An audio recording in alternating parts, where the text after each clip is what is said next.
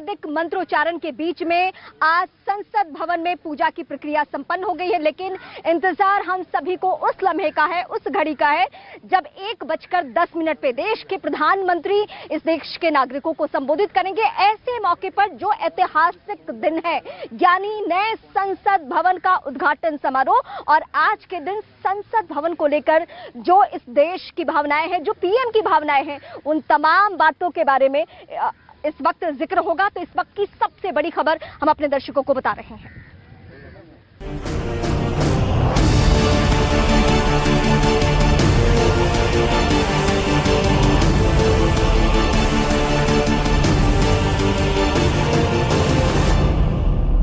बाजी जारी है, जिसका पुरजोर जवाब बीजेपी दे रही है। और इसी कड़ी में केंद्रीय मंत्री आरके सिंह ने कांग्रेस के उन आरोपों का जवाब दिया जिसमें कांग्रेस ने कहा था कि उनका विरोध नए संसद भवन के उद्घाटन के खिलाफ नहीं है, बल्कि उद्घाटन में राष्ट्रपति को न बुलाने पर है। एनेक्सी का उद्घाटन किसने किया था? इंदिरा गांधी ने किया था। पार्लियामेंट लाइब्रेरी का फाउंडेशन स्टोन किसने ले किया था? राजीव गांधी ने ले किया था। ये परिवार के बाहर इनको कुछ बचता नहीं। आरके सिंह ने आगे ये भी कहा कि ये स्वतंत्र भारत है और ये किसी परिवार का उपनिवेश नहीं है, और 28 मई भारतीय लोकतंत्र का बहुत बड़ा पर्व है।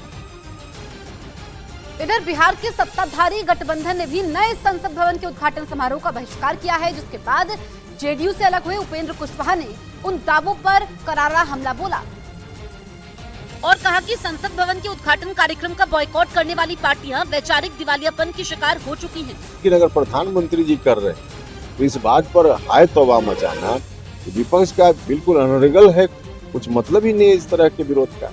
कुशवाहा ने विपक्ष से पूछा कि पिछले 10 सालों में कई जगहों पर विधानसभा भवन बने हैं, लेकिन कितने विधानसभा भवनों का उद्घाटन राज्यपाल ने किया है? हालांकि विपक्ष ने इस सवाल का कोई जवाब नहीं दिया।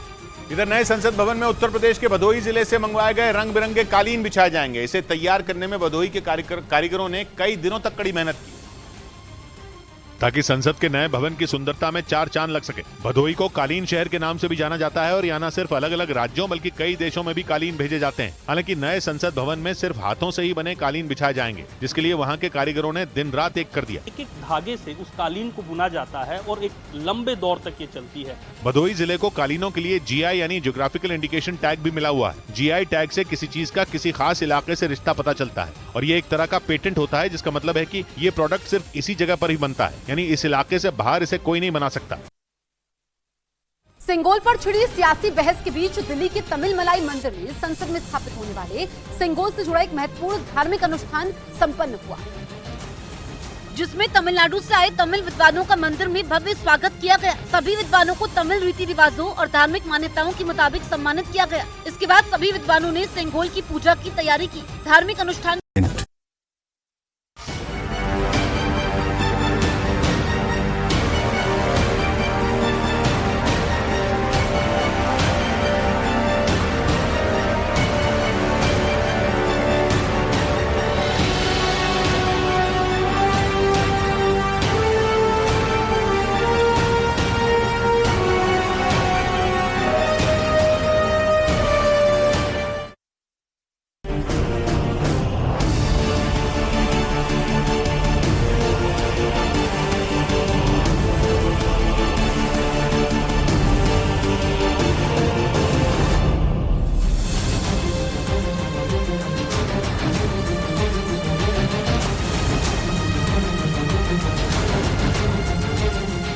तो आज भारतीय लोकतंत्र के लिए बहुत ऐतिहासिक दिन है। आज आत्मनिर्भर भारत को नया संसद भवन अब मिल चुका है, जिसका पूरे विधि विधान के साथ प्रधानमंत्री नरेंद्र मोदी ने अब देश को समर्पित कर दिया है। नए भारत को आज एक नई पहचान मिल चुकी है। प्रधानमंत्री ने नया संसद भवन देश को समर्पित कर दिया है।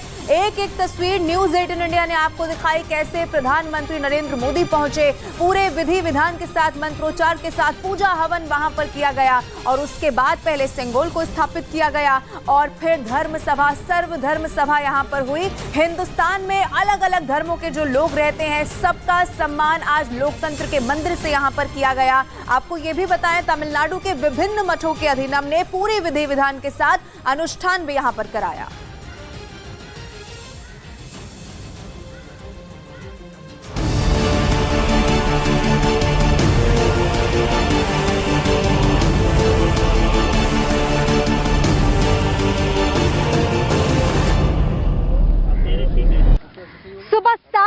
10 मिनट, ये शुभ घड़ी, ये शुभ मुहूर्त जिसका आने वाले वक्त में भी जिक्र होगा, क्योंकि आज इसी वक्त में वैदिक मंत्रोच्चारण के बीच में सबसे पहले सिंगुल को स्थापित किया गया। लोकसभा में जहां पे स्पीकर की बैठने की कुर्सी है उसके ठीक बगल में, और उसके बाद विधिवत उद्घाटन समारोह जिसकी तस्वीरें पूरे देश ने देखा, जहां प्रधानमंत्री की जो भावनाएं थी, जो पुरोहितों को लेकर या साष्टांग दंडवत करके जो प्रणाम करना उनका, वो सारी बातें एक एक करके हमने दिखाई कि आज वाकई कितना ऐतिहासिक दिन है। आज इस दिन पे भारत का हर एक नागरिक क्यों ना गर्व करे? क्या उसके पीछे कोई कारण है कि वो गर्व ना करे? आज वो दिन है, वो शुभ घड़ी है जिस दिन दशकों का इंतजार हमारा खत्म हुआ है। यानी वो लोकसभा का पवित्र मंदिर, वो लोकतंत्र का पवित्र मंदिर जो अब भारतीय निर्मित है, यानी जिसके एक एक ईंट पर इस भारत का नाम स्वर्णिम अक्षरों में अंकित है, यानी वो भारत निर्मित है। सेंट्रल विस्टा प्रोजेक्ट जिसमें हजारों करोड़ की लागत आई, और इसी जगह पे जहां मैं इस वक्त मौजूद हूं, अंग्रेजों के वक्त में इसको लुटियंस की दिल्ली कहा जाता था, लुटियंस का जिक्र होता था, लेकिन वो लुटियंस की दिल्ली अब सेंट्रल विस्टा प्रोजेक्ट के तौर पे। मैं सीधे अपने सहयोगी जावेद का रुख करती हूँ। जावेद, वहां से जो एक्सक्लूसिव तस्वीरें हैं, जो बड़ी बातें हैं, जो आपने लोगों की भावनाएं आज देखी है, उसका जिक्र कीजिए।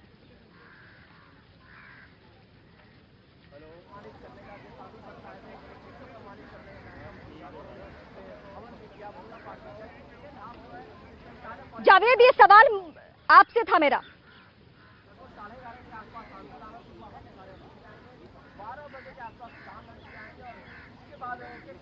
एक बार सवाल दोहराएंगे? जावेद, मेरा सवाल ये था कि आज का दिन इतना ऐतिहासिक दिन है जिसका आने वाले वक्त में भी चर्चा की जाएगी। देखिए, आज जब प्रधानमंत्री नरेंद्र मोदी इस नई संसद में पहुंचे, वो तमाम जो विधि विधान का कार्यक्रम था वो हमने दिखाया, लेकिन इस पूरे प्रोग्राम से पहले एक लंबा राजनीतिक विवाद चला जो अब तक भी होगा। देखिए, ये राजनीतिक विवाद न सिर्फ अभी खत्म नहीं होगा, ये पूरा जो साल है, ये चुनावी साल है, इस राजनीतिक विवाद की गूंज आने वाले समय में नजर आएगी। लेकिन सवाल ये है कि ये संसद किसकी है? संसद है देश की, ये संसद है देश के आखिरी पंक्ति में खड़े उस आम इंसान की, जिसका प्रतिनिधित्व लोकसभा सांसद इसी संसद में करते हैं। तो सवाल यह है कि जो लोग यहाँ जो उनके सांसद, जिन दलों ने बायकॉट किया है, वो नहीं पहुंचे हैं, वो आखिर जब वो आवाम के बीच में जाएंगे, अपनी जनता के बीच में जाएंगे, वो क्या जवाब देगी? लेकिन आज सबसे बड़ा दिन इसलिए है कि आजाद भारत की ये एक अलग उभरती हुई तस्वीर है जो नया संसद देश को समर्पित प्रधानमंत्री नरेंद्र मोदी ने किया है। अब आने वाले ये सशक्त भारत की वो तस्वीर है जिसकी चर्चा हमेशा होने वाली है। मैं शालिनी का रुख करूंगी। शालिनी, हम उन चंद भाग्यशाली लोगों में शुमार हैं जो इस परिसर में, यानी जहां पे मौजूदा संसद भवन, जहां पे नया संसद भवन, उस परिसर से हम दर्शकों तक खबरें पहुंचा रहे हैं। और हमारी भी भावनाएं पत्रकार के साथ साथ एक नागरिक होने के नाते भी है, जो हम मजबूत भारत की तस्वीर आने वाले दशकों में भी हम चर्चा करेंगे। बिल्कुल रीमा, और न सिर्फ मैं और आप, बल्कि मुझे लगता है क्योंकि भारत सबसे बड़ा लोकतंत्र है विश्व में, और जो मौजूदा भवन है वहां सबसे ज्यादा सांसद एक साथ एक प्रांगण के अंदर बैठ सकते हैं। दूसरा, विश्व में कोई दूसरा स्थल ऐसा नहीं है जहां पर सांसदों की इतनी अधिक संख्या में मौजूदगी हो। तो न सिर्फ मैं और आप रीमा, बल्कि आज जो मौजूदा संसद भवन, हमें नया भवन मिला है, इसकी चर्चा मुझे लगता है पूरे विश्व में हर जगह हो रही होगी और हर कोई इसका गवाह बनना चाहेगा। और इसी के साथ आज ये बात भी भारत ने सिद्ध कर दी है कि जड़ों में रहकर आसमान में उड़ना भारत को आता है, क्योंकि नया भवन यही बात सिखाता है कि कैसे पुरानी चीजों को संजोकर, विरासतों को सहेजकर, उसके प्रतिबिंबों को उकेरकर हम नए रास्ते पर आगे बढ़ सकते हैं, नए पथ पर आगे बढ़ सकते हैं। तो आगे भी बढ़ते रहना, लेकिन पीछे का साथ ना छोड़ना, ये आज का दिन हमें सिखाता है। और सबसे खास बात, ये जो पूरा पहला सत्र, हम कह सकते हैं कि उद्घाटन का जो पहला सत्र था, उसमें यही समझ में आई कि किस तरह से जो श्रमिक है उन्हें श्रेष्ठ बताया गया प्रधानमंत्री की तरफ से, और श्रमिकों का जो कार्य है उसे श्रेष्ठ बताया गया, दिखाया गया। क्योंकि देखिए, बेहद कम वक्त में जब कोई इमारत बनकर तैयार होती है तो उसमें इन्हीं श्रमिकों का योगदान होता है, और कोई भी देश आगे अगर बढ़ता है तो इन्हीं के चलते। देखिए, अगर ये जो प्रोजेक्ट था उसमें देरी होती तो वो देश के लिए भी कहीं ना कहीं अहितकारी था। एक तो जो इमारत थी उसको बनने में देरी हो सकती थी, और दूसरा, इसमें समय और पूंजी दोनों लगती है। तो इस लिहाज से जब तय समय के भीतर ये भवन बनकर तैयार है, तो प्रधानमंत्री नरेंद्र मोदी ने खुद जाकर उनसे जब बातचीत की तो श्रमिकों का क्या स्थान है और श्रम को वो कितना कितना श्रेष्ठ दिखाते हैं, बताते हैं हर मौके पर, वो यहाँ पर दिखाई दिया। तो हम कह सकते हैं कि सबसे खास बात वो सर्वधर्म सद्भाव वाली जो प्रार्थना सभा थी, लेकिन मैं प्रियंका के पास जाऊंगी। प्रियंका ठीक उस जगह पे मौजूद है जहां देश के प्रधानमंत्री वहां से निकले और संसद भवन परिसर में पहुंचे और उसके बाद विधिवत पूजा अर्चना। और एक बार प्रियंका फिर से हम सभी को, देश के नागरिकों को इंतजार है प्रधानमंत्री के उस भाषण का, उस संबोधन का, जिसमें आज नए संसद भवन को लेकर जो भावनाएं होगी उसका इंतजार दर्शकों को और सभी जो देश के नागरिक हैं उनको इस लिहाज से है क्योंकि सबको मालूम है कि आज हमने इतिहास रच दिया है। देखिए रीमा, मेरी भी मौजूदगी इस वक्त नए संसद भवन के सामने है। एक तस्वीर मैं आपको दिखाती हूँ। ये तस्वीर आप देखिए कि संसद भवन के ठीक सामने रेल भवन है और रेल भवन के आगे अगर आप देखेंगे तो वंदे भारत का एक डिब्बा लगाया गया है। इस वंदे भारत के डिब्बे की जगह पहले यहाँ पर एक स्टीम इंजन का डिब्बा था और मैं जो तस्वीर आपको दिखा रही हूँ, ये दिखा रही हूँ कि किस तरीके से भारत हर मायने में बदल रहा है। स्टीम इंजन के डिब्बे की जगह यहाँ पर भारत में बना वंदे भारत का ये डिब्बा लगा है और इसके आगे जब आप जाते हैं तो जो मौजूदा संसद है उसके ठीक आगे आधुनिक संसद बनी हुई है, यानी कि नए बदलावों के साथ नए जमाने की टेक्निक है उसके साथ आगे बढ़ रहा है भारत, ना केवल इस संसद के फॉर्म में बल्कि इस पूरे प्रोजेक्ट की अगर बात की जाए तो आधुनिकता को अपने में समेटे हुए कैसे अपनी पुरानी जड़ों को ना भूलते हुए आगे बढ़ना है, इसका एक एग्जाम्पल के तौर पर अगर कहें तो भारत उसको लीड कर रहा है। जिस जगह पर हम मौजूद हैं वो साक्षात अगर कहें कि वो गवाही देता है उस जगह की जहां से देश की राजनीति चलती है, जो सबसे प्राचीन जगह है और साथ ही जैसे मैंने आपको बोला कि मॉडर्नाइजेशन में यानी कि आधुनिकतावाद में किसी से पीछे नहीं, यानी कि अपनी संस्कृति, अपनी जड़ों का लौटेंगे आपके पास। लेकिन दो तस्वीरें दर्शकों को इस वक्त हम दिखा दे। साल 2014 में जब नरेंद्र मोदी पहली बार प्रधानमंत्री बने थे तब पहली बार संसद भवन पहुंचने के बाद उन्होंने संसद भवन की सीढ़ियों के आगे सिर झुकाकर नमन किया था। वो तस्वीर इस वक्त आपके टीवी स्क्रीन पर है। लोकतंत्र के मंदिर के सामने आज भी कुछ ऐसी ही हूबहू ऐसी ही तस्वीर नजर आई जब प्रधानमंत्री नरेंद्र मोदी ने नए संसद भवन के नए प्रतीक सेंगोल को यहां पर प्रणाम किया। ये दो तस्वीरें आपके सामने हैं जब 2014 में प्रधानमंत्री मोदी ने संसद की सीढ़ियों को नमन किया और आज जब नए संसद भवन का उद्घाटन हो रहा था तब प्रधानमंत्री ने यहां पर देखिए जो इतिहास बताता है वो ये बताता है कि पहले मुगलों से लड़ना, उसके बाद अपने आजाद भारत के लिए अंग्रेजों से लड़ना और उसके बाद 75 साल में तमाम चुनौतियों को पार करते हुए आज इस देश को वहां पहुंचाना। जब ऑस्ट्रेलिया में देश के प्रधानमंत्री होते हैं तो वहां के प्रधानमंत्री द बॉस कहते हैं। ये हमारे भारत की मौजूदा वक्त में पहचान है। उसी भारत को आज मिला है वो संसद भवन जहां से कायदे नियम तैयार होते हैं। मैं अपने सहयोगी नीरज का रुख करूंगी। नीरज, हम वो सशक्त भारत बन चुके हैं जो दुनिया के टॉप 5 देशों में अब शुमार हो चुके हैं, यानी शक्तिशाली देशों में, लोकतंत्र के लिहाज से मजबूत देशों में। देखिए, बिल्कुल विपक्ष की तरफ से अब से थोड़ी देर पहले भी कांग्रेस के मीडिया विभाग के प्रमुख की तरफ से कई सवाल खड़े किए गए हैं इस उद्घाटन को लेकर। लेकिन एक बात तो माननी होगी कि आज का दिन भारतीय लोकतंत्र के इतिहास में और पूरे भारत के इतिहास में एक महत्वपूर्ण दिन है और ये दिन, इस ऐतिहासिक दिन का अगर कोई भी हिस्सा बनता है तो वो खास है। सवाल अपनी जगह है, राजनीति अपनी जगह है, लेकिन इस वक्त हम लोग अशोक स्तंभ जो कि सामने में देख रहे हैं, नई पार्लियामेंट बिल्डिंग को लेकर जो पूजा अर्चना थी प्रधानमंत्री नरेंद्र मोदी ने उसे तो कर दिया है, सेंगोल स्थापित कर दिया है, लेकिन औपचारिक उद्घाटन की शुरुआत अब से कुछ देर बाद होगी। प्रधानमंत्री दोबारा से यहां आएंगे और तमाम गेस्ट जो होंगे, तमाम दल जो होंगे, विपक्ष के कुछ दलों को छोड़कर वो यहां मौजूद रहेंगे। तो सशक्त भारत की नई तस्वीर है, लोकतंत्र का मंदिर है, नई तस्वीर है। पुरानी जो यादें हैं वो अब पुरानी यादें जरूर रहेंगी, लेकिन नई यादों के साथ चलना। आपसे थोड़ी देर पहले जी